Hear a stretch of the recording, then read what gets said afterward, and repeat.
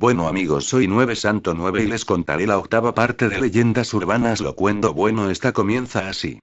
Paula había bebido más de la cuenta por lo que aquella noche regresaría temprano a casa. Se sentía bastante mal y muy mareada, pero como era relativamente temprano decidió que en lugar de gastarse su dinero en un taxi, como hacía habitualmente cuando regresaba de la discoteca, aprovecharía que el metro aún seguía abierto para ahorrarse unos cuantos euros.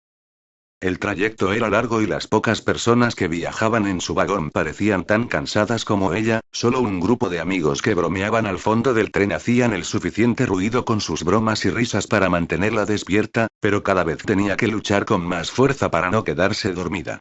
Por desgracia, en la siguiente estación tenía que hacer un transbordo, así que se bajó y tras caminar por los pasillos de la estación llegó al andén en el que abordaría el metro que la llevaría a casa. El cartel luminoso avisaba que el próximo tren tardaría 6 minutos en llegar, por lo que Paula decidió esperar sentada en uno de los bancos junto al andén.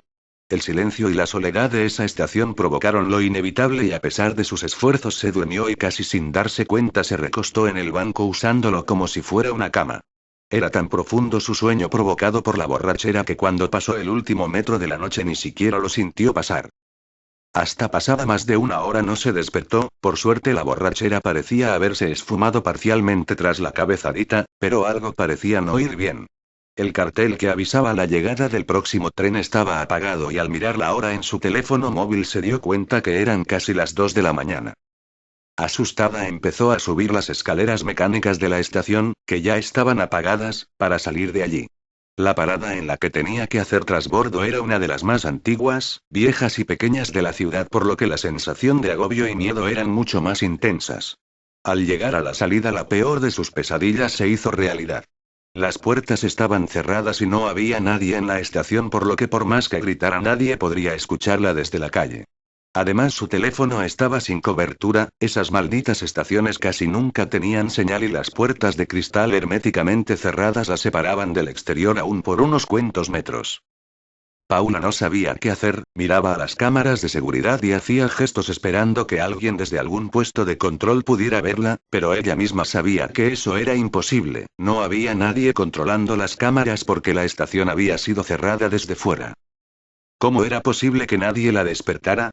¿No tenían los guardias de seguridad que comprobar que nadie quedara dentro de la estación antes de cerrar? Su miedo se convertía por momentos en cólera y confusión. Desde luego no podía esperar hasta que a la mañana siguiente abrieran de nuevo el metro. Faltaban más de 4 horas para que se reiniciara el servicio y si llegaba a casa a las 7 de la mañana su padre probablemente la mataría. Con la mente aún nublada por el alcohol decidió que lo mejor que podía hacer era caminar por los raíles del tren hasta la siguiente parada. El camino era oscuro y realmente tétrico, pero sabía que su destino no estaba muy lejos y gracias a la luz del flash de su teléfono podría alumbrar el camino. La siguiente estación era una de las más importantes, con gran cantidad de líneas y recientemente había sido remodelada, por lo que estaba segura que allí podría encontrar a alguien que la permitiera salir a la calle donde abordaría un taxi. La idea parecía muy buena, pero a la hora de la verdad recorrer aquellos túneles era realmente escalofriante. Un silencio casi sepulcral hacía que hasta la más leve de sus pisadas resonaran con el eco de las paredes. Se podían escuchar los chirridos de las ratas y el goteo de algunas zonas en las que parecía que había leves escapes de agua. Sus pasos eran cortos y se detenía a menudo a escuchar porque sentía como si alguien la observara desde la oscuridad. El miedo la invadía y paralizaba por momentos, pero ya era demasiado tarde para volverse atrás. Debía estar casi a mitad de camino cuando unas voces la alertaron. Por un momento pensó en gritar para que supieran que estaba allí, pero decidió ser cauta y apagar la luz de su teléfono mientras se escondía en un estrecho pasillo que había en un lateral del túnel. Mientras permanecía escondida y en silencio pudo ver la figura de 2 hombres bastante corpulentos. Sus ojos cada vez se adaptaban más a la escasa iluminación de las luces de emergencia que había cada muchos metros en el túnel. Ambos parecían discutir acaloradamente por un cartón de vino y a escasos metros de donde se encontraba Paula comenzaron los empujones y golpes. El más grande de ellos le propinó un puñetazo que tumbó al otro y gloriosamente alzó su trofeo mientras de un trago se bebía casi la mitad del contenido del cartón de vino. El más pequeño, enfurecido, sacó un cuchillo de la espalda y se lo clavó repetidamente en el cuello a su rival. Realmente se ensañó con su cadáver y a pesar de la poca luz Paula pudo ver con claridad cómo tenía toda la cara manchada de sangre. Recogió el poco vino que quedaba y se lo tomó de un trago.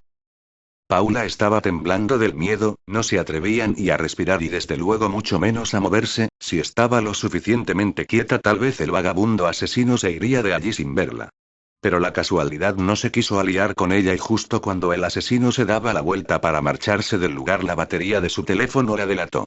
Un incesante pitido advirtiendo que la carga estaba a punto de agotarse comenzó a sonar y el vagabundo se giró de inmediato. ¿Hay alguien ahí? Puedo escucharte, sal inmediatamente o te rajo. La pobre chica se quedó petrificada y no sabía cómo actuar mientras el asesino se acercaba a ella. Por instinto decidió tirarle el teléfono con tan mala puntería que este pasó por encima del vagabundo y golpeó la pared del fondo. Él, que todavía no había visto a la chica, escuchó un ruido a sus espaldas y se giró, momento que aprovechó Paula para salir de la oscuridad y empujarle a la vez que salía corriendo. El vagabundo enfureció de tal manera que no dejaba de gritar e insultar a Paula, se levantó y comenzó a perseguirla por los túneles. Ella no era una buena deportista pero el miedo se apoderó de sus piernas y le dio fuerza para correr dejando atrás los zapatos de medio tacón que llevaba aquella noche, sus pies se ensangrentaron mientras corría sobre la gravilla y guijarros del suelo de túnel. Sin embargo, el miedo era más fuerte que el dolor y no se detuvo a pesar de que en varias ocasiones estuvo a punto de caerse al tropezar por culpa de la casi total oscuridad de su ruta de huida. Al llegar a la estación Paula ya había logrado sacar unos cuantos metros a su perseguidor y subió al andén para adentrarse en los pasillos que la llevaban a la salida del metro. A sus piernas empezaban a fallarle las fuerzas pero no se podía parar a descansar así que casi extenuada subió el último tramo de escaleras. Lo que vio allí la heló la sangre, la estación estaba al igual que la anterior cerrada y no parecía haber nadie, comenzó a gritar desesperada, a gesticular a las cámaras y golpear las puertas. Pero su perseguidor que conocía a la perfección los horarios y hábitos de los trabajadores del metro ya había subido la escalera y la había cortado toda posible ruta de escape. El asesino se abalanzó sobre ella y tras inmovilizarla la violó y sometió durante más de una hora. Cuando había saciado todos sus apetitos sexuales sacó de nuevo el oxidado y ensangrentado cuchillo con el que había matado al otro vagabundo y se lo hundió repetidamente en el pecho hasta que Paula dejó de patalear y murió con una horrible expresión de terror en su rostro. Al día siguiente los trabajadores se encontraron con un surco de sangre que se perdía en la profundidad del túnel. Asustados deciden revisar las cintas de vídeo que grabaron esa noche y pudieron observar la desgarradora escena de la violación y asesinato y cómo el vagabundo arrastraba el cuerpo de Paula dejándolo caer escaleras abajo para de nuevo arrastrarlo hasta la oscuridad de las vías del tren. La policía localizó los dos cuerpos pero no encontraron ni rastro del asesino, del cual se dice que todavía utiliza los túneles del subterráneo para esconderse de noche. Esta leyenda se llamaba, Atrapada en el subterráneo. Maldito hijo de puta donde se ha metido más de rata. ¡Guau! ¡Qué mierda! Andaba en una fiesta pero no fue mi culpa bueno no importa.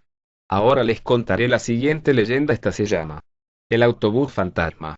De la ciudad de Toluca a la ciudad de Ixtapan de la Sal, anteriormente era obligado transitar por una carretera bastante sinuosa y peligrosa, pues bordea un precipicio sumamente profundo casi vertical y de roca sólida. Actualmente existe una autopista. Un día de tantos un autobús partió de Ixtapan de la Sal con rumbo a Toluca. El viaje era de lo más normal aunque circulaba por la noche, muchos de los pasajeros habían hecho ese viaje varias veces así que aprovechaban para dormir. El autobús inició el viaje lleno, subió por la cuesta sin problemas cuando comenzó a llover, como tantas veces en esa parte del camino, entonces alcanzó el punto más alto y luego inició el descenso e iniciaron las famosas curvas de Calderón, un tramo de carretera, en el cual las curvas son sumamente cerradas y peligrosas, además se caracteriza porque sin importar si se va a Toluca o se viene de ella esa parte es de bajada, pues es parte de una hondonada bastante grande donde hay un puente en el cual solo cabe un auto y está de más al salir de una curva muy cerrada. En ese puente han ocurrido accidentes muy graves y muchos de ellos mortales, está tan hondo que a no ser por la cantidad de piedras afiladas a los lados, fácilmente podría sujetarse un bungee. El autobús en cuestión inició su descenso, con lluvia y por supuesto el pavimento mojado. De repente los pasajeros se percatan de que el autobús está ganando velocidad y se asustan, reclamando al conductor, quien no dice nada en absoluto, entonces sumamente nervioso al fin atina a decir, están fallando los frenos. En poco tiempo el autobús toma tanta velocidad que es imposible controlarlo y en una curva el autobús se precipita al vacío, muchos mueren instantáneamente a causa del golpe, otros yacen inconscientes, hasta que el autobús se incendia y en poco tiempo es consumido por las llamas. Nadie escuchó los gritos de los pocos pasajeros que pedían ayuda y todos mueren de una forma horrible. Mientras tanto, en las oficinas de la central de autobuses no reciben el reporte de que el autobús número 40 de esta línea de autobuses haya llegado, está demasiado atrasado y era el último de la noche, de modo que si se averió, no habrá otro que lo alcance y pueda traer a los pasajeros, de modo que se envía un vehículo a investigar. No parece haber rastro de él en todo el trayecto, al menos no hasta llegar a las curvas de Calderón, donde una patrulla de la policía ha localizado un terrible accidente. No hay supervivientes y los cuerpos están unos destrozados fuera de lo que quedó del autobús y otros calcinados dentro del mismo. Solo fue noticia por poco tiempo, pero a partir de esa fecha y por las noches, si te encuentras en la carretera de Ixtapan de la Sal, con rumbo Toluca por la noche e intentas subir a un autobús, es posible que sea el número 40 el que se pare y te abra la puerta.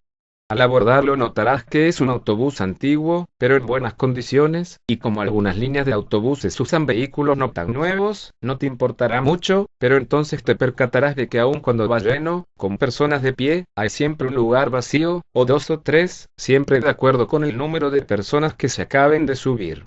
Nadie ocupa esos asientos, así que te sientas aun cuando te parece raro, y sientes un vacío en el estómago.